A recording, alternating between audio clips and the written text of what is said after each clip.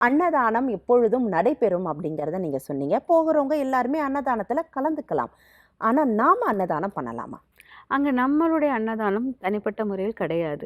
ஏன்னா, இது எல்லாரும் கொண்டு வந்து குடுக்கலான்னா, அந்த இடத்த வந்து இது வந்து மெயின்டெயின் பண்ற முடியாது. அதனால அவங்க வந்து அவங்களே தட்டு வச்சிருக்காங்க. சில்வர் தட்டு வச்சிருக்காங்க. அவங்களே அங்க வந்து வரிசையா நிக்க வச்சிருப்பாங்க. எல்லா விதமான உணவுகள் நல்லா இருக்கும்.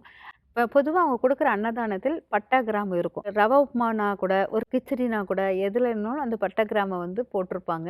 ஏன்னா, அது குபேர விஷயத்துக்குள்ள ஒரு பொருள் வஸ்து. அப்படி ஆ. அதனால அந்த உணவு அவங்க வர்றவங்களுக்கும் அந்த பட்டை, கிராமோட ஸ்மெல்லுடன் சேர்ந்து சாப்பிடணும் அப்படிங்கிறதுக்காக, புதினா, பட்டை, கிராம்பு எப்படியாச்சும் அதுக்குள்ள அவங்க உள்ளுக்குள்ள அடங்கி இருக்கும் அந்த உணவில். அதாவது அந்த வாசனை பொருட்களோட சேர்ந்து நம்ப உணவு உட்கொள்ளும் பொழுது, குபேர சம்பத்து கிடைக்குங்கிறது கிடைக்குது ஐதீகம். ஐதீகம். அதனாலேயே அங்க வந்து அந்த உணவில் வந்து அது காலை உணவுல அந்த மாரி கிச்சடில இருக்கும். மதியானம் உணவுல அந்த புதினாவ சேர்த்து உள்ளுக்கு வரும். இந்த மாரி அந்த வாசனை ஆமா பொருட்கள். குபேரன் இதுடையத ஆக்டிவேட் பண்ணிக்கிட்டே இருப்பாங்க.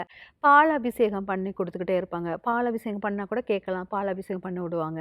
இந்த மாரி நம்மளுக்குன்னு நம்ம என்ன ஆசைப்படுறோமோ அத செய்யலாம்.